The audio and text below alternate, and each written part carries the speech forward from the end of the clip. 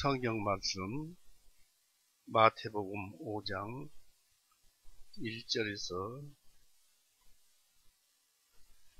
12절까지 읽어보겠습니다.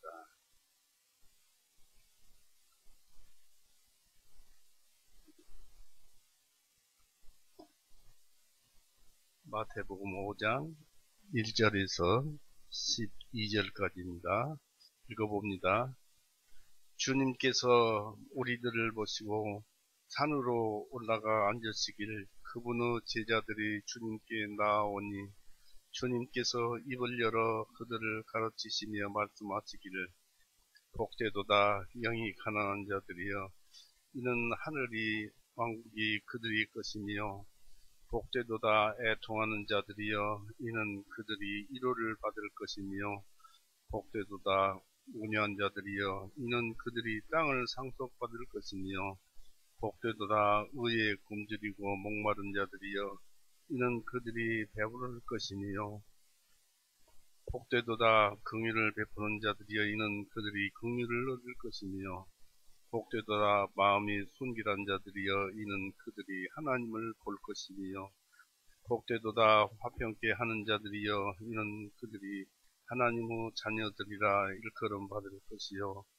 복되도다 의로 인하여 박해를 받는 자들이여 이는 하늘의 왕국이 그들의 것이기 때문이라 복되도다 너희여 나로 인하여 사람들이 너희를 욕하고 너희를 박해하며 거짓으로 너희를 대적하여 온갖 악한 말을 할 때 기뻐하고 크게 즐거워하라. 이는 하늘에서 너희의 보상이 크기 때문이요 그들이 너희 전에 있었던 선지자들도 이같이 박해하였기 때문이라. 같이 기도하시겠습니다. 사랑이 많으신 하나님 아버지, 어제나 오늘이나 또 앞으로나 우리에게 영원히 은혜와 사랑 가운데서 우리의 앞길을 인도하여 주시오니 감사합니다. 세상에 살았을 때야 주변의 모든 것들이 신경이 쓰이고 마음이 가고 하지만 오직 우리가 주님 앞에 갈 때는 주님만 우리 앞에 계실 것으로 압니다. 그러나 아직 우리가 이 세상에서 주님께서 주신 의무나 여러가지 교훈대로 해야 할 일이 많으므로 주님께서 그것을 우리에게 은혜를 베풀어 주셔서 그 일을 하게 하여 주시옵고 우리도 그 일에 동참해서 즐겁게 하여 주시옵소서. 또 바라옵기는 이 모든 일에 있어서 우리의 가정들과 또 우리의 친지들 모든 사람들 또 주변 사람들 그 사람들에게도 주님의 한없는 사랑과 은혜 돈으로도 살 수 없고 금으로도 살 수 없는 주님의 구원의 복음을 들어서 구원을 받게 하셔서 그들을 살리는 일이 이 교회에서부터 일어나도록 하게 하여 주옵소서. 오늘도 주님의 말씀을 들었습니다. 감히 주님의 말씀을 들었사오니 부족한 것은 주님께서 메꿔 주시옵고 또 잘못된 것은 바르게 잡아 주옵소서. 언제나 우리를 죄에서 구원해 놓으시고 누구든지 오라 하시는 우리의 영원한 생명이신 우리 구세주 예수 그리스도 이름으로 감사하오며 기도 올렸사옵나이다. 아멘. 반갑습니다. 예, 마태복음 5장 1절에서 12절까지 읽었습니다마는 이 말씀은 다들 어떤 사람들은 율법이라고 그럽니다. 율법이라고 하면서 복음을 믿는 사람들이 어려워하는데 실상은 가장 쉬운 우리에게 복음이 됩니다. 그리고 이 법은 사람들이 말하는 대로 예수 그리스도의 율법입니다. 그렇기 때문에 이 말씀을 잘 새겨듣고 생각을 하면은 무엇인지 이 속에서 한 가지만 알게 되면은 여기에서 팔복 설교죠. 팔복을 예수님께서 말씀하셨는데 하나의 복만 얻더라도 나머지 전체의 복은 자동적으로 따라오는 그런 말씀입니다. 그래서 오늘 이제 그에 앞서서 예수님의 설교에 대해서 우선 알아보겠습니다. 1절, 2절, 3절을 보시면은 주님께서 우리 무리들을 보시고 산으로 올라가 앉으시자 그분의 제자들이 주님께 나아오니 주님께서 입을 열어 그들을 가르치시며 말씀하시기를 복되도다. 영이 가난한 자들이여 이는 하늘의 왕국이 그들의 것이미로다. 이 한 구절만 깨달아도 나머지 팔복은 자동적으로 깨달아지고 알아지는 것입니다. 이 산 위에서 행해진 마태복음 5장에서 7장까지는 유명한 산상설교입니다. 복음서 중 가장 길고 연속된 설교입니다. 산상설교는 믿어야 할 신족에 대하여 많이 취급되어 있지 않고 오히려 행해야 될 사항에 대해서 전적으로 언급되어 있습니다. 행해야 될 사항. 예수 그리스도 율법입니다. 예수님의 설교는 이렇게 시작되었습니다. 왜냐하면 사람이 그의 뜻을 행하려면 그 교훈이 하나님에게서 나온 것인지 아닌지를 알아야 하기 때문입니다. 여러분이 이것을 다 행하려면 이게 하나님께서 나온 것인지 알아야 할 것입니다. 그리고 1절, 2절에서 이 설교가 행해진 그 상황이 설명된 후 곧이어 설교가 나오는데 그 의도는 우리의 머리를 관념, 즉 생각이나 견해로 채우려는 것이 아니라 우리의 행동을 지도하고 또 통제하기 위함입니다. 주님은 축복을 목표로 제안하며 또한 가히 역설적이라고 불릴 수 있는 팔복 3절에서 12절까지요. 그 축복받을 자격이 있는 자들, 즉 헛된 세상의 견해와는 매우 다른 그것의 특성을 제시합니다. 즉 구원받은 자들의 특성입니다. 그래서 무엇을 하시는가? 바로 복되도다. 심령이 영이 가난한 자들이요. 여기서 개역 성경에서는 심령이라고 했어요. 그리고 대부분의 킹제임스 성경에는 스피리트 해서 영어로 되어 있습니다만 사람의 여기서 나오는 그 심령이 아주 멋진 표현 같아요. 왜냐하면 영이라고 하면은 우리가 바로 성령님으로 인해서 깨우침 받고 또 성령님에 의해서 태어난 영은 성령입니다. 그래서 우리가 성령님이 안에 있고 성령님을 가지고 있죠. 그래서 우리 양심이 성령님과 함께 한다면은 그것은 거듭난 영인데 이것이 심령 하니까 우리의 양심과 영으로 표현을 해주는 아주 묘한, 그리고 성경에도 그런 것이 여러 군데에 나와 있습니다. 그런 데서 많은 것을 배우게 되는데요. 이 주님은 구원받은 자의 특성으로서 의무를 명령하고 있으며 그 의무의 일정한 규칙을 우리들에게 제시하고 있습니다. 주님은 제자들에게 자신들의 신분이 무엇인가를 이해하도록 명령하고 있습니다. 또 제자들은 무엇입니까? 땅의 소금이요 세상의 빛입니다. 13절 16절 보십시오.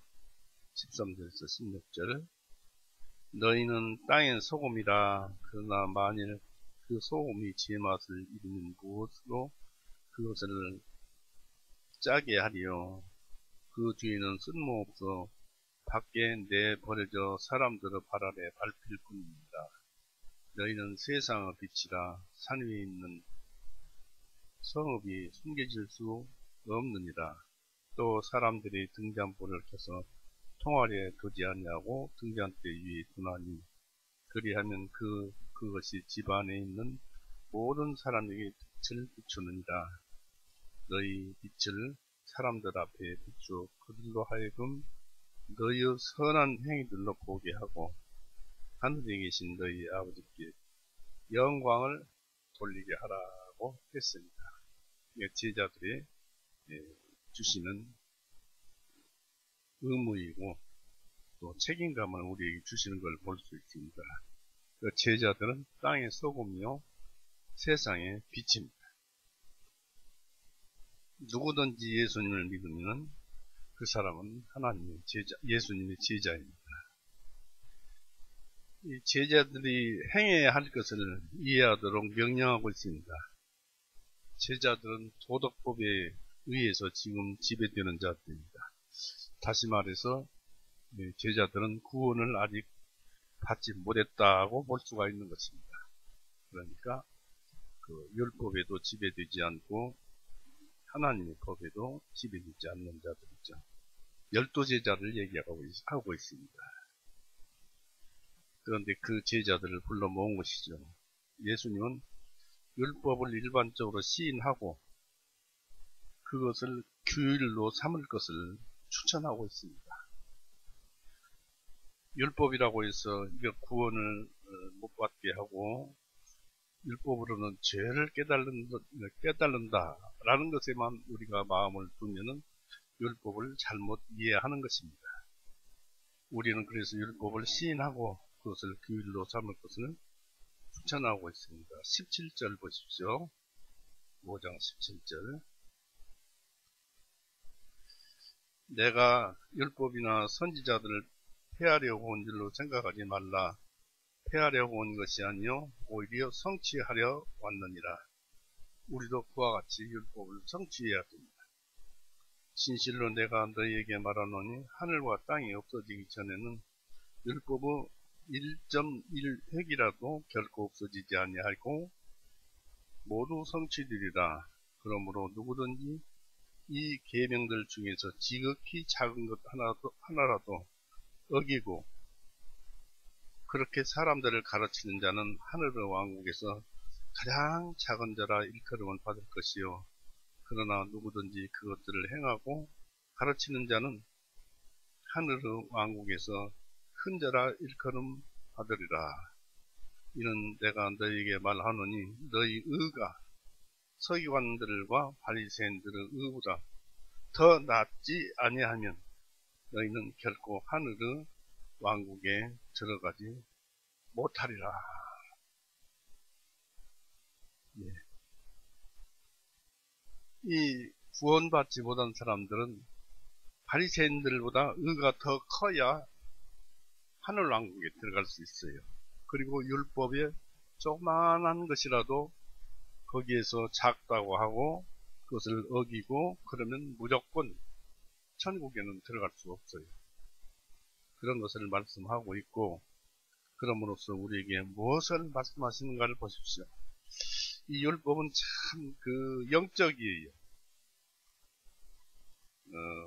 27절 보십시오.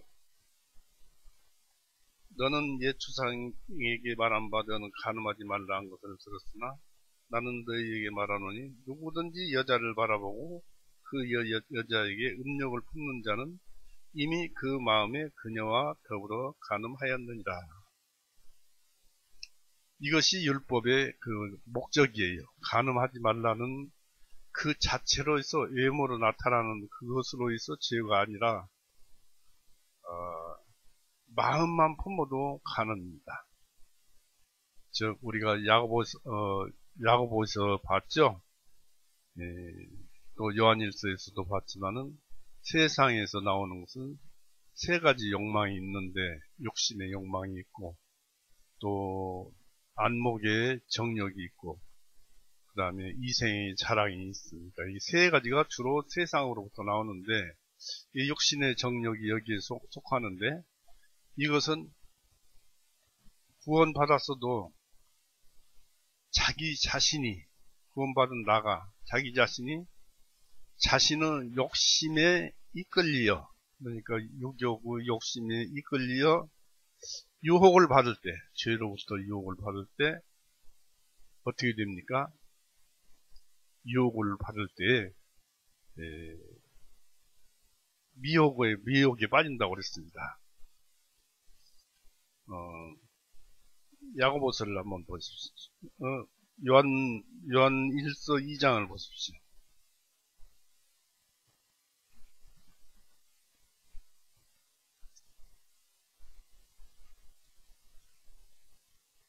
(2장) 16절 야고보서를 보십시오. 야고보서 이것은 그 3대 욕망에 대해서 얘기고 야고보서를 찾아봅니다.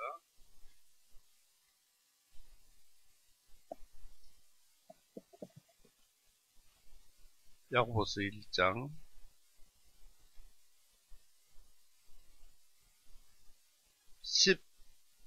14절 보세요. 오직 각 사람이 자기 자신의 욕심에 이끌려 유혹을 받을 때 미혹에 빠지게 되나니 했습니다. 그러니까 죄를 누가 짓느냐면은 누구 핑계 댈 것이 없어요. 자기가 짓는 거예요.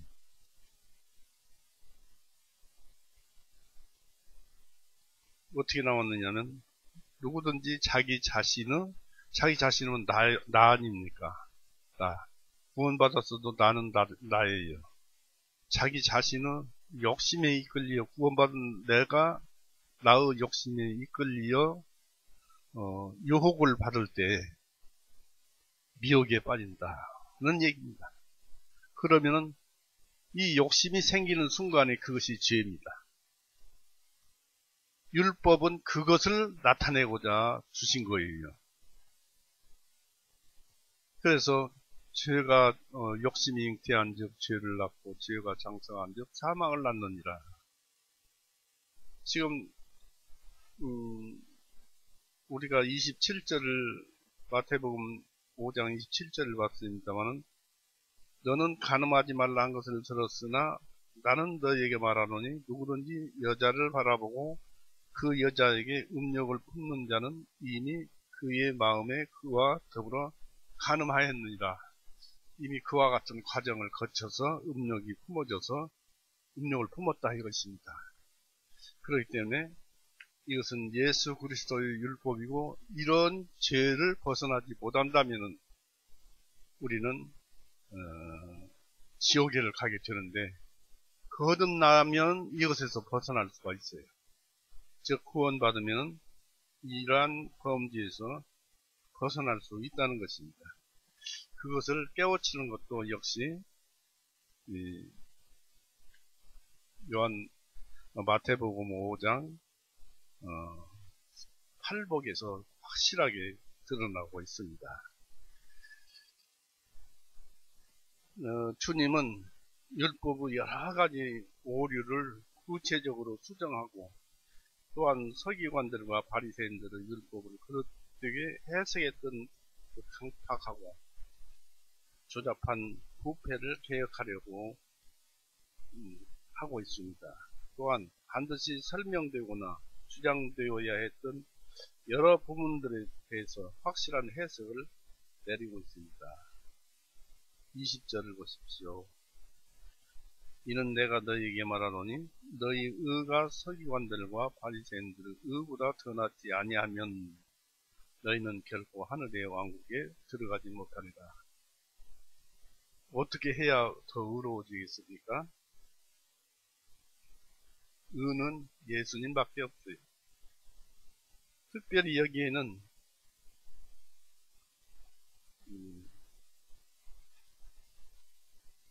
살인을 금하는 제6계명에 대한 그 설명이 21절에서 26절에 나와 있고 간음을 금하는 아까 읽어봤던 제7계명에 대한 설명이 27절에서 32절까지 기록되어 있고 제3계명에 대한 그 설명이 나와 있고 복수법에 대한 설명이 나와 있습니다. 이건 다 율법 아닙니까? 그런데 그것이 어떻게 해서 율법을 어겼느냐, 율법의 근원적인 것을, 영적인 것을 예수님은 설명을 해주고 있습니다. 그래서 사람 사는 것이 그 율법에 의해서 지켰다고 해도 그것은 지킨 것이 아닙니다. 그래서 율법으로는 죄를 깨달습니다. 그래서 율법 율법 아래에 있는 자들은 저주 아래 있다고 했습니다. 형제 사랑의 법에 대한 그 설명이 5장 43절, 48절인데 너희가 너희 형제들만 사랑하면은 그 사랑이 사랑으로 끝나느냐? 내 이웃도 사랑해야 되고 또 더해서 원수까지 사랑해야 사랑이 완료되는 것이다. 우리는 그것을 배웠어요.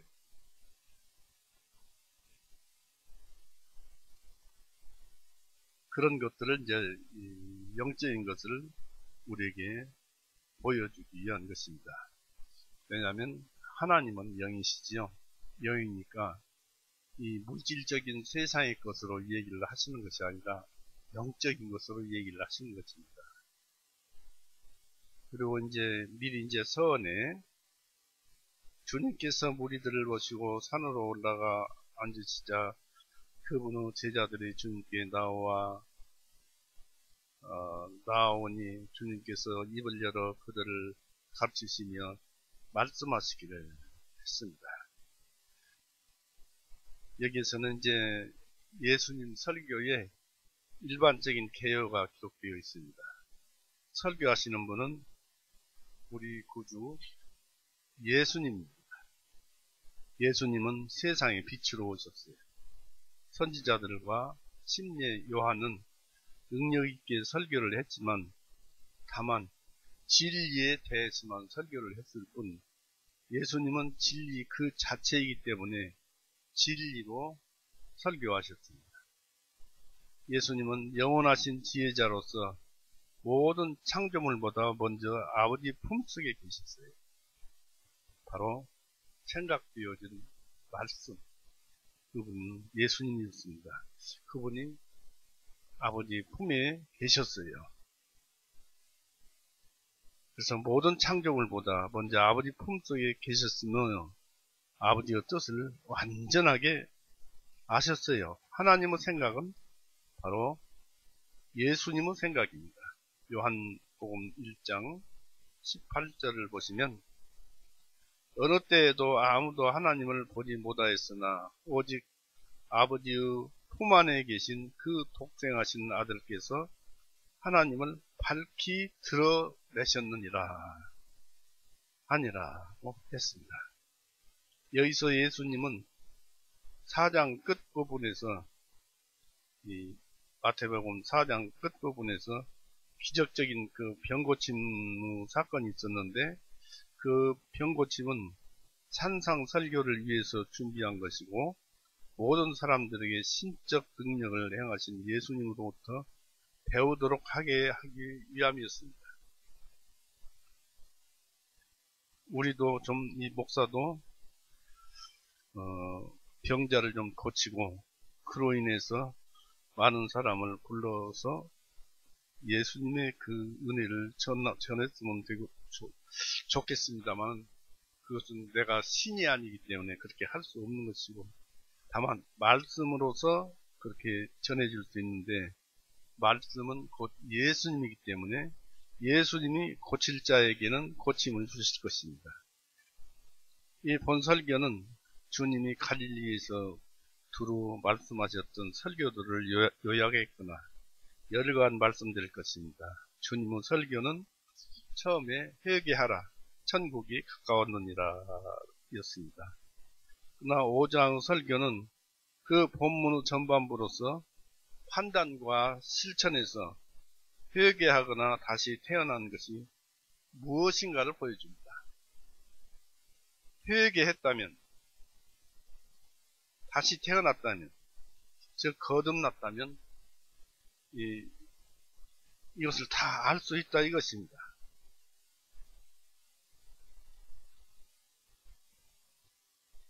예수님은 여기에서 우리가 어떻게 해야 돌아가리까, 즉 우리가 어떻게 해야 하늘 본향으로 돌아가리까라는 말라기 3장 7절의 말씀이 있습니다. 그런 질문의 대답으로서 어떻게 할 것인가를, 어떻게 하면 천국에 들어갈 것인가를 말을 하고 있습니다. 즉 복되도다 영이 가난한 자들이여, 이는 하늘의 왕국이 그들의 것이며 했습니다. 이것이 어떻게 해야 그렇게 되어집니까? 우리는 여기서 영이 가난한 자들이 되어야 돼요. 그래야 그 하늘의 왕국이 우리들 것이 되는 것입니다. 예수님은 13장에 설교하셨는데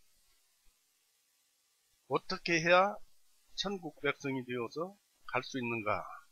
이 마태복음 13장은 씨 뿌리는 비유입니다. 씨를 뿌렸더니 돌짝밭에 떨어진 씨, 가시나무 또는 좋은 땅에 뿌려진 씨가 있죠.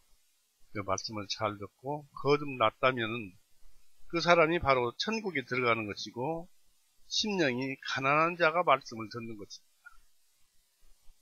그때 여러 가지 비유로 천국이 무엇과 같은 것인가를 13장에서 보여주셨습니다. 이 산상설교를 하신 장소는 갈릴리에 있는 산이었습니다. 언제나 그랬듯이 잘 갖춰진 곳에서 설교하시지 못했습니다. 주님에게는 설교에 편리한 장소가 없었고, 더구나 잠잘 때 예수님께서 머리 둘 곳도 없었습니다. 즉 예수님은 떠돌이로 3년 반을 사셨습니다.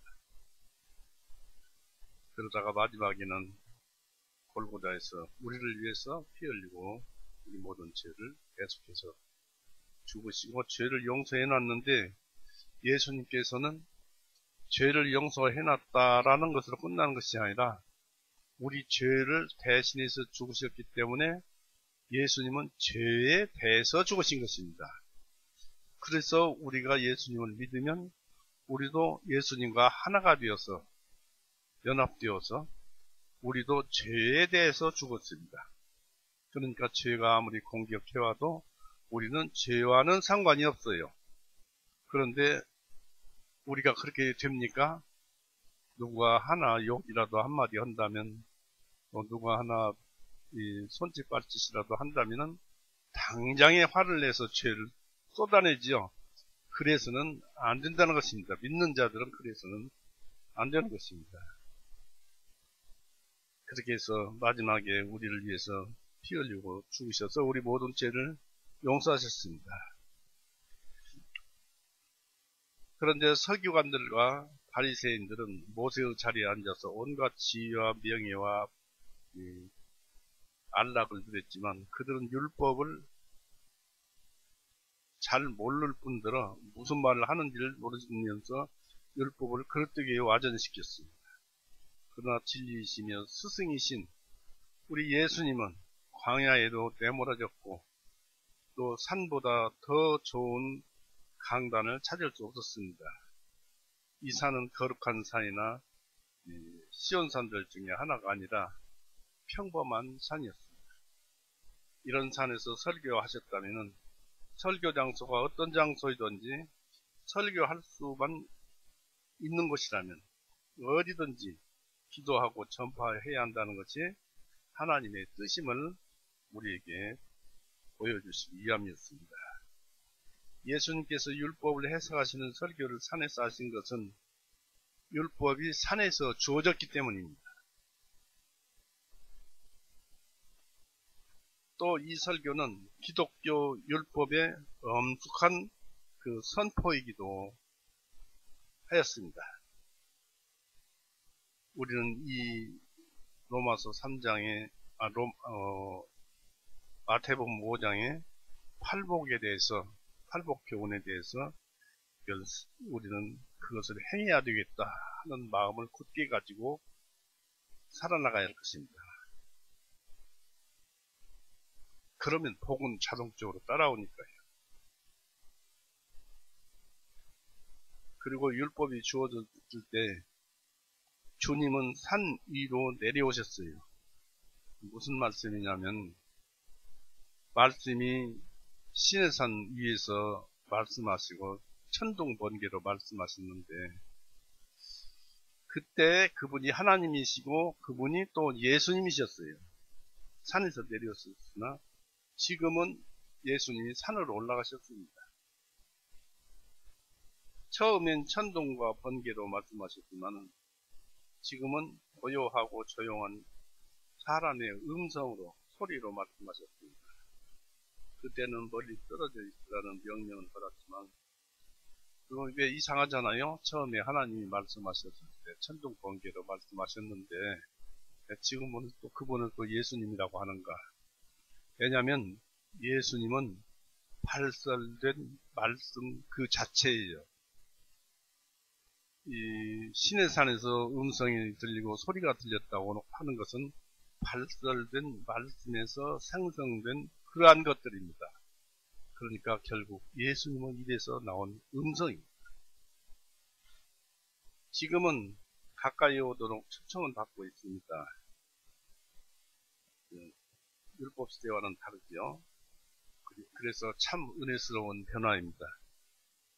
없어질 율법도 영광이 있었지만은 곧 복음의 직분은 모든 것을 능가하는 영광이고 왜 그러냐면 은혜와 진리는 예수님으로부터 왔기 때문입니다. 고린도후서 3장 7절 8절도 나오고 히브리서 12장 25절 26절에도 그렇다고 나왔습니다. 또 요한복음 1장 17절에도 그렇게 기록되어 있습니다. 즉 하나님은 복음을 가지고 성령님에 의해서 하나님은 복음을 가지고 발설된 말씀을 가지고 성령에 의해서 인간의 양심에 늘 성경의 말씀 같은 복음을 늘 말씀하고 계십니다. 그리고 사람이 듣든지 안 듣든지 하나님은 예수님을 통해서 성령님으로 우리 안에서 늘 복음을 가지고 말씀을 하고 계십니다. 이제 우리는 복음이 있는 것은 하나님이 있는 것으로 알아야 할 것입니다. 왜냐하면 하나님은 복음을 가지고 성령님을 통해서 말씀하고 계십니다. 청중은 예수님에게 나왔던 제자들이었습니다. 그리고 마가복음 13장이나 마가복음 3장 13절이나 누가복음 6장 1절을 보면은 예수님의 부르심을 받고 주님 앞에 나온 사람들은 제자들이었습니다. 이 제자들은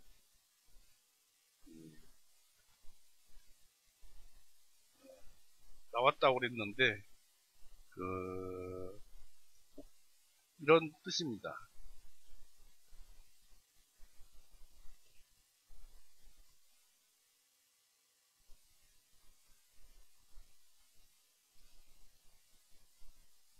이 제자들은 가르침을 받으려 했고 그 가르침을 알려고 했습니다.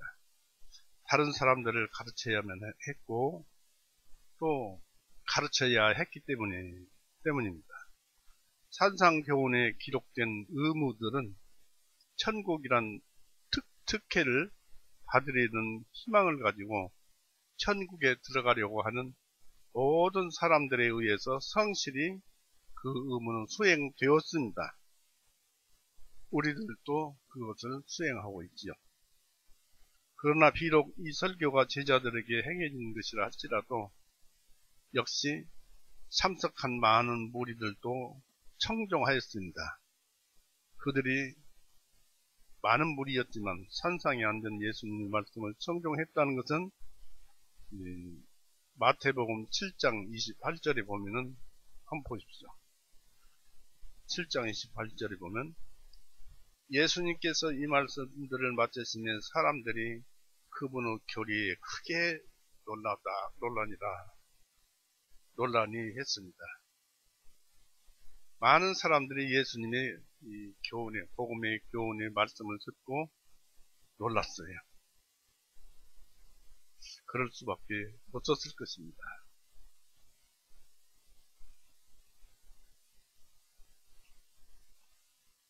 신의 산에서와 같이 출애굽기 19장의 12절에 율법을 주었을 때, 십계명을 주었을 때 백성들을 멀리 떨어지게 했던 일은 여기 예수님 계신 설교하시는 이 산에서는 그런 일이 일어나지 않았습니다. 왜냐하면 예수님을 통하여 우리는 하나님께로 나아가고 예수님께 말씀드릴 수 있을 뿐만 아니라 응답을 예수님에게서 들을 수 있기 때문입니다. 즉 우리가 구하는 응답은 성경 말씀 속에 들어있어요. 그것을 명심하시기 바랍니다. 우리가 원하는 답은 성경 말씀 속에 들어있다는 것입니다. 성경 말씀 속에 들어있고 그것을 성령님께서 깨우쳐 주실 때 그 답이 우리에게 들려오는 것을 알 수 있을 것입니다. 예수님께서 이 설교를 하신 것은 실은 무리들을 목표로 삼으셨습니다. 제자들도 그렇지만은 무리들을 목표로 삼으셨습니다. 예수님의 소문을 듣고 많은 무리들이 예수님께로 모여들었을 때 예수님은 말씀을 전할 기회를 가질 수 있었던 것입니다. 많은 물고기가 있는 곳에 복음의 그물을 던지는 것은 교역자들이나 사역자들에게 생기를 돋아주는데 이것은 자신의 칭찬을 얻으려는 생각에서가 아니라 그들에게 구원이란 유익을 주려는 진심에서 비롯된 것입니다. 또 그런 설교를 해야 할 것입니다. 예수님의 설교의 그 엄숙성은 앉으시니라고 기록되어 있죠.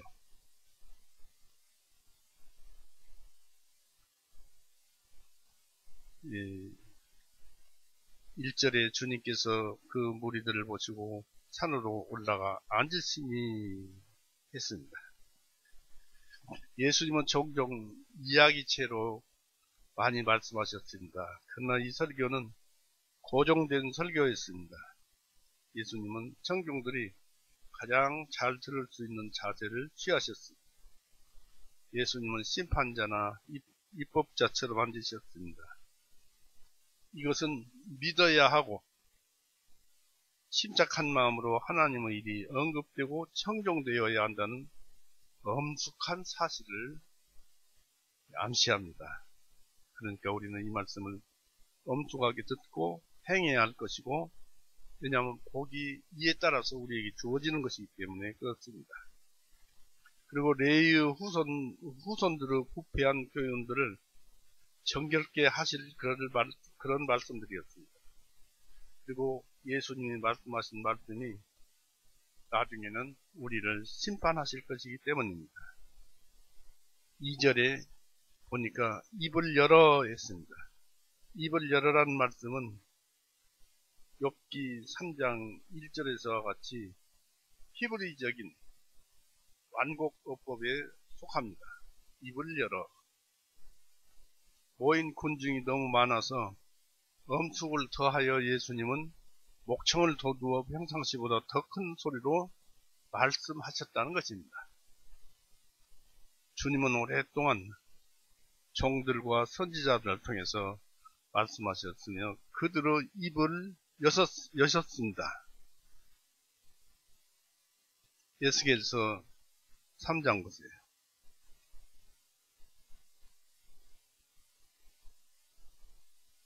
3장 27절 그러나 내가 너와 말할 때 네 입을 열리니 너는 그들에게 말하기를 주 하나님께서 이같이 말씀하시느니라 할지니라. 듣는 자는 들을 것이요 듣지 않는 자는 듣지 아니하리니 이는 그들이 반역하는 집이기 때문이다. 여기에서 내가 너와 말할 때 그 내가라는 분이 바로 예수님이에요. 말씀이었어요. 하나님이셨어요. 또 24장 보십시오. 에스겔서 24장.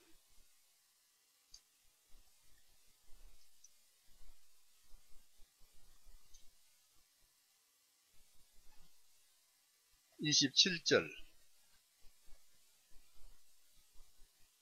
그날에 내 입이 도피한 자에게 열리리니 네가 말하고 다시는 벙어리가 되지 아니하리라. 너는 그들에게 표적이 될지니 그리하면 그들이 내가 주인 줄을 알리라 하라 하신다.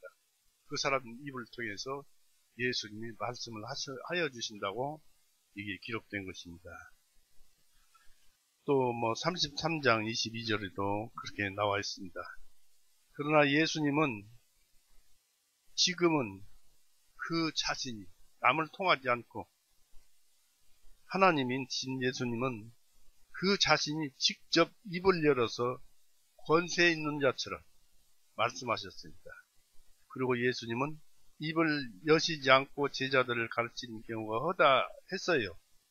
즉 모범이 되는 생활로 가르치신 것입니다. 그러나 이제 입을 열어서 가르침으로써 성경이 말씀한 예언이 이루어졌던 것입니다. 잠언서 8장 한번 보세요.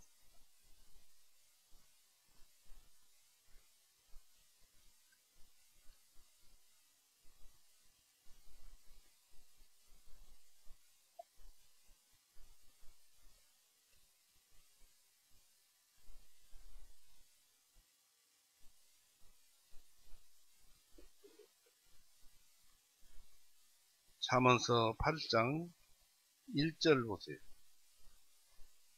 8장 1절 2절. 지혜가 부르짖지 아니하냐, 총명함이 자기 음성을 높이지 아니하느냐, 그녀가 높은 처소들의 꼭대기에서 행로들의 길가에 서서 이렇게 기록되어 있습니다. 성문 앞에서 서읍의 입구와 문들을 들어오는 자리에서 부르짖기를. 지금 이분이 바로 예수님이에요. 예수님은 지혜이고 진리이고 그렇습니다. 또 6절 보십시오. 들으라, 이는 내가 뛰어난 것을 말하며 내 입술을 열어 들은 것을, 옳은 것을 말하기 때문이라. 하나님의 말씀을 말하는 거예요. 들으라, 이는 내가 뛰어난 것을 말하며 내 입술을 열어 옳은 것을 말하기 때문이라. 이 하나님 뜻이요, 하나님의 말씀입니다. 지혜가 부르짖지 아니하느냐, 높은 처소들의 꼭대기와 행로들의 길가에 있어서 부르짖지 아니하느냐. 예수님은 약속을 따라서 그들을 가르치셨습니다. 내 모든 자식들은 주의 가르침을 받을 것이며, 이사야 54장 13절에 그렇게 기록되어 있습니다. 이 목적을 위해서 예수님은 학자의 혀를 가졌습니다. 이사야 50편 4절을 보십시오.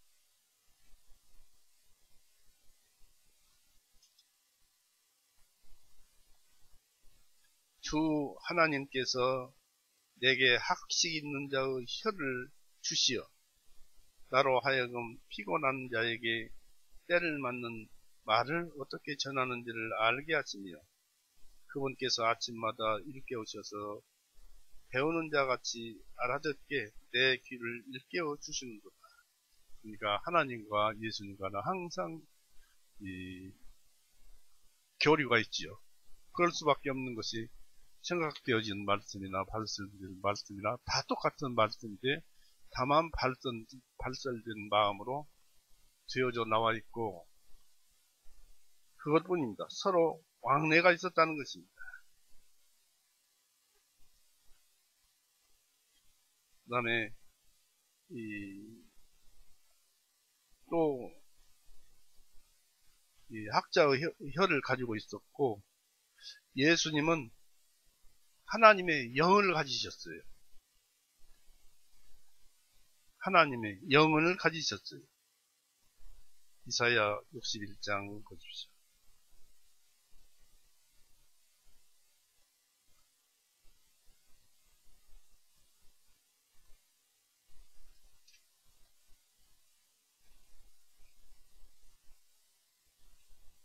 이사야 61장 1절 보세요. 주 하나님의 영께서 내게 임하였으며 이는 주님께서 내게 기름을 부으셔서 온유한 자들에게 기쁜 소식들을 전파하게 하셨으며 그분께서 나를 보내시어 마음이 상한 자를 싸내려고 포로된 자에게 자유를 갇힌 자들에게 높임을 선포하며 라고 했습니다. 이분이 바로 예수님 아니십니까? 그러니까 삼위일체가 여기서 드러납니다. 생각되어진 말씀 하나님, 발전된 말씀 하나님이신 예수님, 그리고 주어진 성령님. 이 하나님의 성령은 예수님의 성령이고 예수님의 성령은 하나님의 영이고 이렇게 해서 나와집니다. 그래서 예수님이 그들에게 가르치신 것은 그들이 마땅히 미워해야 할 악과 그들이 마땅히 거쳐서 해야 할 선이었습니다. 왜냐하면 기독교는 사세고 문제가 아니라 우리 마음의 성향과 우리 대화의 경향을 조절하기 위한 것입니다. 복음의 때는 개혁의 때입니다. 히브리서 9장을 보십시오.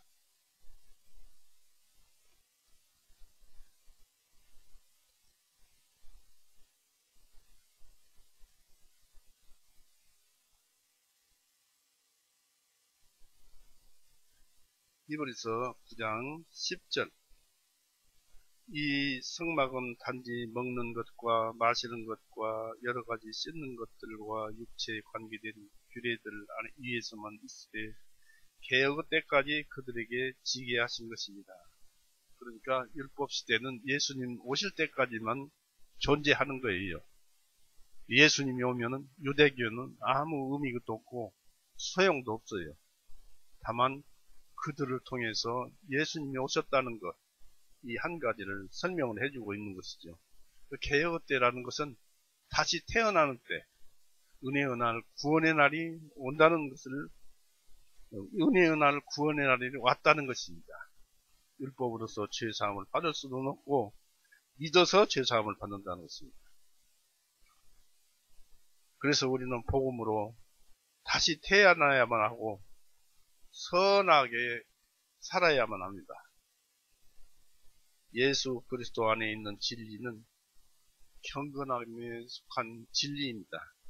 경건함이라는 것은 모든 것을 그분에게 맡기는 것을 경건함이라고 하는데 디도서 한번 보십시오. 디모데후서 뒤에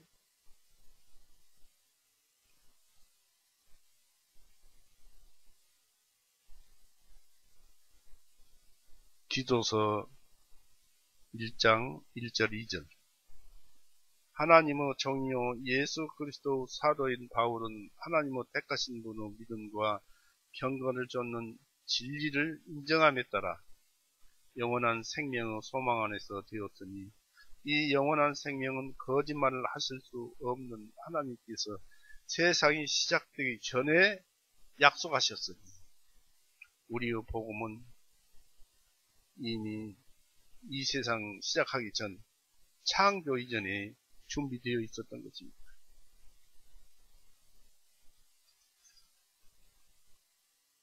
이 팔복에 대해서 이제 알아보겠습니다. 팔복 3절에서 우리가 12절까지인데 먼저 복되도다 영이 가난한 자들이여 이는 하늘의 왕국이 그들의 것이며 했습니다. 예수님은 자신의 설교를 축복의 말씀으로 시작하고 있는데 이것은 우리가 고백하는 대제사장이요 멜기세덱으로서 모든 족속이 예수님을 인하여 축복받는 자로서 창세기 12장 3절에 그렇게 멜기세덱으로 나오죠. 또 우리를 축복하기 위해서 세상에 오셨기 때문입니다. 사도행전 3장 보세요. 사도행전 3장 26절. 하나님께서 자신의 아들 예수님을 일으켜 세우시고 너희를 복주시려 그분을 먼저 너희에게 보내시어 너희 각 사람으로 자기의 악한 행실들로부터 돌이키게 하셨느니라 했습니다.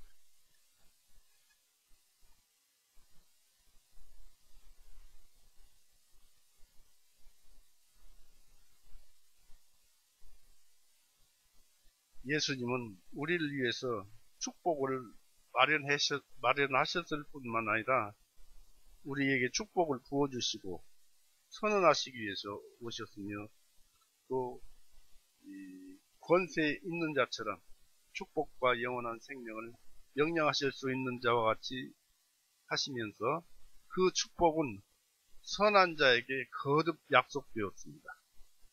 계속 내려가지잖아요. 선한 자에게 팔복으로. 예수님께서 행복을 선포하신 사실이 그들을 실제로 행복하게 만듭니다. 즉 다시 말해서 예수님께서 이런 팔복을 우리에게 말씀하시지 않았다면 이런 팔복은 있을 수가 없는 거예요. 근데 예수님, 바로 하나님이 이 말씀을 하셨기 때문에 우리에게 그와 같은 팔복이 우리에게 있는 것입니다. 주어진 것입니다. 참 은혜스러운 것이죠. 구약은 저주로 끝마쳤지만은 말라기 4장 6절에 볼까요? 저주로 끝났어요. 말라기 4장 6절.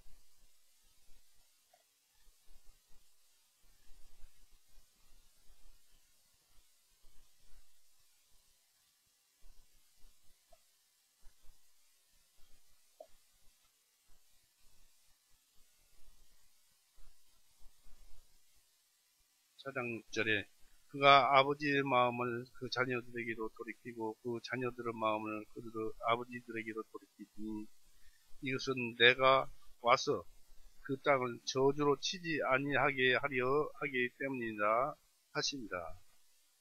이것으로서 이제 그 말라기로서 구약이 끝났죠. 그리고 율법 아래 있는 자는 저주 아래 있다고 갈라디아서 3장 10절에 이렇게 또 기록되어 있습니다. 그러나 복음은 축복으로 시작됩니다. 지금은 축복의 시대입니다. 예수님께서 팔복으로서 축복을 말씀하시고 계시잖아요. 그래서 이 축복은 각 축복은 이중적인 의도를 가지고 있습니다. 먼저 참으로 행복한 자로 간주되는 사람은 누구이며 그들의 특성은 무엇인가를 보여주기 위함인 것입니다.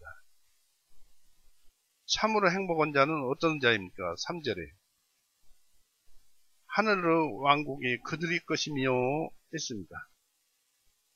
하늘의 왕국을 받은 자들이 행복한 자입니다. 특성은 무엇입니까? 영이 가난한 자들이요. 즉 여기 심령이라고 자꾸 내가 얘기를 합니다만은 성령님과 함께 있고 또한 성령님과 함께 있어도 내가 내 영이라는 본성에서 이런 마음 저런 마음을 하죠. 내 생각들이 나오잖아요. 내 마음 그것을 심이라고 하고 영이라고 하면 성령님이 함께 하시는 내 영혼 속에 있는 내 양심 속에 있는 생각들을 말합니다. 믿음으로. 이런 사람들을 가리킵니다. 디모데전서 또 볼 것이지만 디모데전서 1장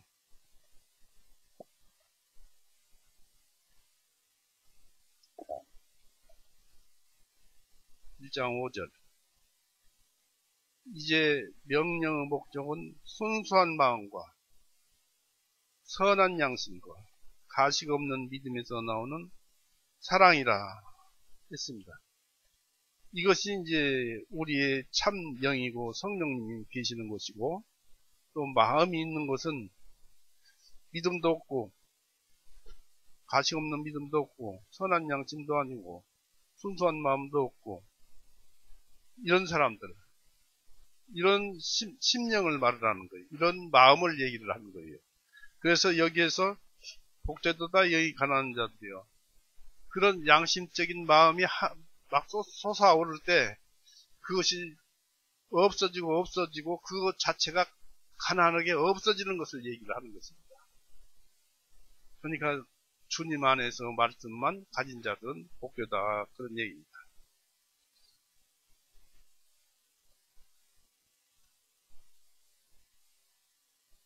그리고 이제 두 번째로 그런 특성을 가진 사람에게 주어진 약속된 그 참 행복은 무엇인가를 보여주죠. 천국이 저희 것이며 그것을 시려는 그런 사람들을 말씀을 듣는 사람들을 행복하게 만들 것입니다. 이것은 맹목적이고 유격적인 세상의 파멸적인 오해들을 바로잡기 위한 것입니다. 축복은 사람들이 얻으려고 간구하는 것입니다. 누가 우리에게 전한 것을 보이겠느냐? 시편 4편 6절에 기록되어 있습니다. 누가 전하겠느냐? 그러나 대부분의 사람은 목적을 오해하고 행복에 대해서 그릇된 개념을 품고 있습니다. 사람들은 그래요. 그릇된 개념을 품고 있어요. 그 때문에 그들이 잘못된 길에 빠지는 것은 이상할 것이 없습니다. 즉 스스로 미혹된 길로 들어서서 비참을 자초하는 것입니다. 흔히 복된 사람, 그런 사람이란 세상에서 부유하고 위대하고 명예스럽고 그런 사람을 가리키는 것으로 생각을 합니다. 다시 말하면 환락 속에서 나날을 보내며 쾌락 속에서 해를 넘기는 자들을 복된 사람으로 생각한다는 것입니다. 또한 머리를 조아려서 경배받는 그런 사람을 복되다고 생각하는 것입니다. 또 그들의 의도나 목표도 이와 같습니다. 그들은 이익을 탐하는 자를 축복하고 시편 10절 3절에 시편 3절에 기록되어 있습니다. 축복하고 그들은 구하게 될 것입니다. 그러나 우리 예수님은 이 근본적인 오류를 고치시고 새로운 전제를 제시하고 축복과 복된 사람은 즉 구원의 조명을 받은 사람들에게는 영원한 진리와 확실성의 규율과 교훈으로 삼으며 한편 편견을 가진 사람들에게는 역설적으로 보입니다. 그러나 결국 이것으로 머지않아서 이 말씀으로 심판을 받아야 합니다. 그래서 그리스도인의 행위의 시작은 자기의 행복의 척도를 팔복의 말씀에서 취하는 것이 되어야만 합니다. 이에 따라서 자기의 행동을 지도해 나가야만 할 것입니다. 이것은 그의 복음의 은사와 은혜의 안락과 유용 속에 탁월하게 뛰어난 자들만을 행복하게 하지 않는다는 사실을 확신시킴으로써 복음을 받는 연약하고 가난한 자들도 실망하지 않도록 하기 위한 것입니다. 그러나 그 마음이 하나님께 대하여 올바른 자, 천국에서는 가장 작은 자라도 그 나라의 영예와 특권에서 보면 행복합니다. 이와 같은 까닭은 영혼들을 예수님에게로 초대하고 주님의 법을 그들의 마음속에 새기도록 하기 위함입니다. 예수님께서 산상설교에서 축복을 청중들이 해산할 마지막에 말씀하시지 않고 계속 이어가는 설교에 대해서 마음을 준비하게 하려고 맨 처음에 말씀하신 것은 율법의 그 축복과 저주가 선포되었던 그리심산과 예발산 알죠? 신명기 27장 12절에 나오는 축복과 저주를 선포했던 그 예발산과 그리심산과 예발산에 대해서 우리를 기억나게 합니다. 그리고 구약에서는 저주가 표현되어 있고 축복은 암시되어 있지만은 여기 팔복에서는 축복은 표현되어 있고 저주는 암시되어 있습니다. 이 양자에서 생명과 죽음이 우리 앞에 놓여져 있습니다. 그러나 율법은 오히려 우리로 하여금 죄를 짓지 못하도록 하기 위한 죽음의 지배로 나타났어요. 죄를 지으면 죄의 싹스 사망이죠. 복음은 우리로 모든 좋은 것만을 소유하신 예수님에게로 인도해내는 생명의 섭리로 나타나 있습니다. 또한 예수님의 손으로 행하신 이 마태복음 4장 23절 24절에 병 고치는 그 사건은 그러한 은혜스러운 치료를 보고 이제 주님 입에서 나오는 은혜의 말씀을 들었던 자들은 예수님이 시종일관 사랑과 친절을 자기들에게 베풀었다고 말할 것입니다. 이런 일은 하나님과 사람의 협정에 대한 항목들을 설정하고 종합하기 위한 것입니다. 신적 계시의 범위는 하나님께서 우리에게 기대하시는 것과 우리가 예수님께 기대하는 것이 무엇인지를 알게 합니다. 하나님은 무엇을 원하고 우리는 무엇을 원하는 것. 예수님께서 설명된 것보다 더 적은 말로 완전히 설명된 것은 하나도 없습니다. 또한 이것이야말로 우리가 믿어야 할 복음입니다. 이 특성들과 일치되지 않았거나 이 약속에 의거하지 않는 것은 신앙이라고 할 수가 없습니다. 행복으로 인도하는 길이 여기에 알려져 있어요. 큰 길을 이루고 있습니다. 또한 예수님의 입에서 나온 이 말씀을 우리가 예수님에게서 또 예수님에 의해서 씨와 열매, 곧 요구된 은혜와 약속된 영광을 모두 받는다고 암시하고 있습니다. 어떻게 받을 것인가를 조금 있으면 말씀을 드릴 것입니다만은 예수님의 손을 통하지 않고는 하나님과 타락한 인간 사이를 서로 오고 갈 수가 없습니다. 우리 주님은 여기서 복된 사람이 가지는 8가지 특성을 우리들에게 제시하고 있습니다. 이것은 우리들에게 성도 주요한 은혜들을 나타내고 있습니다. 그것들 각 부분은 현재의 축복을 선포하고 있습니다. 즉 영이 가난한 자는 복이 있나니입니다. 또한 각 부분에는 미래적인 축복이 약속되어 있어요. 이것은 위탁된 은혜의 의무와 특성을 알맞게 하기 위해서 다양하게 표현되고 있습니다. 그렇다면 과연 복 있는 사람이란 누구인가요?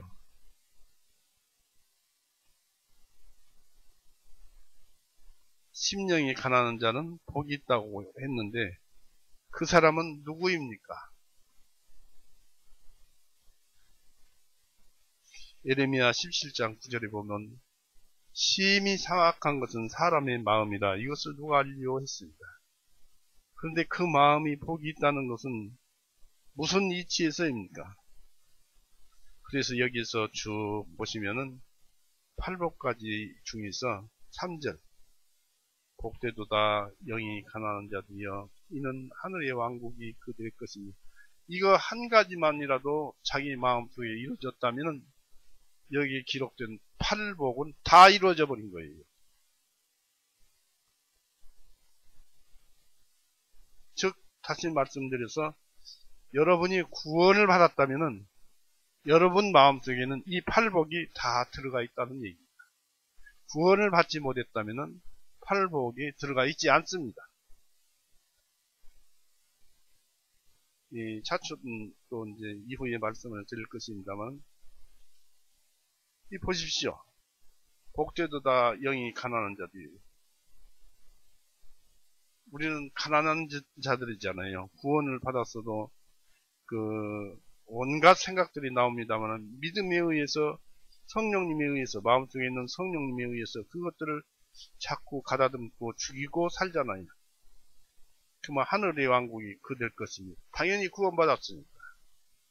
또 4절에도 복되도다 애통하는 자들이여 이는 그들이 위로를 받을 것이며 우리는 구원을 받았는데 우리 친척들이나 주변 사람들이 구원을 못 받고 지옥 갈 것을 보니까 얼마나 애통스럽습니까? 구원받은 자들입니다. 그래서 복되도다 애통하는 자들이여 그들이 위로를 받을 것이며 위로를 받는다고 그랬습니다. 우리가 마음속에 그 친지나 이런 주변 사람들은 마음에 항상 담아두고 있으면 언젠가는 그들이 구원을 받을 것이고 하나님께로 되돌아오는 우리 심령을 기쁨으로 환하게 만들어 줄 것입니다.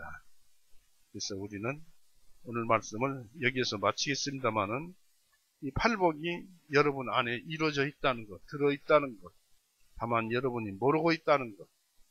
그래서 어떻게 앞으로 더 팔복 중에서 더 은혜를 키워나갈 것인가를 조금씩 성경을 보아가면서 찾도록 하겠습니다. 오늘 이렇게 해서 마칠까 합니다. 마치겠습니다. 기도하시겠습니다. 사랑이 많으신 하나님 아버지, 두서없이 주님의 말씀을 입에 올렸습니다. 주님께서 우리에게 이와 같은 큰 팔복을 주시지 않았더라면 우리는 이 세상에서 저 세상으로 갈 때 무엇을 가지고 갈 수 있었을지 참으로 아무것도 없었으리라고 봅니다. 구원만 받고 그것에 기쁨에 차서 있다고 보면 이 팔복을 완전히 이해하지 못하고 보지도 못한 사람들이지만 우리는 이 말씀을 오늘 들었습니다. 주님의 말씀, 이 팔복 중에 있는 말씀을 뜻을 알고 우리의 행위나 생활을 고치면서 주님의 사랑 가운데서 살아가게 하여 주시옵소서. 우리는 또 이 썩어 없어져 죽을 육신을 가지고 있습니다. 또 우리의 양심 속에 타락한 본성이 숨쉬고 있습니다. 주님께서 우리의 처지를 너무나 잘 알고 계시며 우리 안에 와 계시기에 오직 주님만 믿고 주님의 능력과 주님의 섭리만 믿고 나아갑니다. 우리 손을 붙잡아 주시옵소서. 또 우리 형제 자매님들 그 손 하나하나를 붙들어 주시고 나아가는 길이 아름다운 길을 주님이 보시기에 선하고 사랑스러운 길로 나아가게 하여 주옵소서. 감사드리며 예수님의 이름으로 기도드렸습니다. 아멘. 마치겠습니다.